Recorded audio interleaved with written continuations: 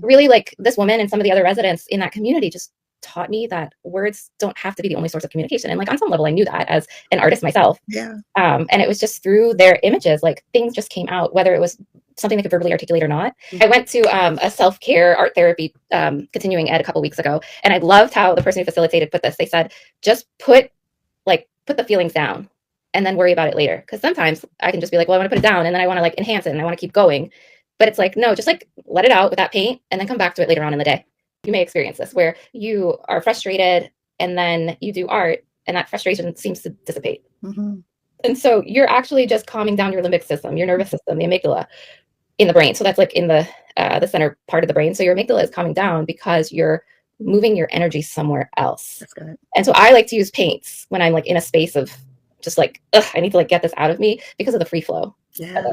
I don't, if I'm like in kind of like an kind of like I need just to like get it out, I am not going to be like cutting something up with a scissor. Yeah. I just need to like flow. It's a different energy. It's a different energy. Yeah. So we have something, and you, the audience, can look it up. It's called the Expressive Therapies Continuum, and it breaks down art supplies and how they fall into like different categories, and then like their level of like rigidity to that openness of like paint. And so like based on where you are, one art supply is going to be better for you than another.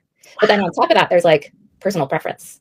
And I think that for my clients that I've worked with that don't have cognitive challenges, it's like they may think and be like, I wonder what that does. And I just say, just take the judgment out of it. Just see what happens. Be open to like where your hand goes on the paper. And then after that, something that we're taught as art therapists is we're not talking about like how beautiful the painting is. We're talking about the aspects of the painting. Can you tell me more about this? We're not saying like, this looks like a tree. Like, do trees have any symbol to your life? Now that might fit in some context, but most of the time we're waiting for the person to process with their own words, because it is so powerful to kind of just paint your feelings. And I love what you said about removing the judgment part of it, because sometimes we'll say, well, I'm not an artist. I don't have the skills. I don't know how to draw. I am a stick figure girly. And so, but it's not about the actually like painting a thing. It is about the process, is what I hear you saying. And that was really the most powerful part about it. I think everyone is creative. I think everyone has their own flair of creativity, of art, being an artist in some way. To create is to put something into the world that wasn't there before. And so every minute that we're living, we're creating. And so how could you say you're not creative? So from like someone who just does like numbers and accounting all day. Like, you're creating stuff. You're creating a spreadsheet. You're making it work, the organization, to a scientist who's creating something new that's going to save us all, or just working on something, whatever. To someone who like is a full-fledged artist and creates physical product. Like, you don't have to create a physical product to be creative. And I just think a way to like integrate art is to just do it. Start with whatever you have in front of you.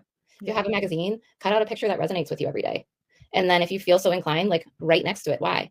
If you don't, then don't.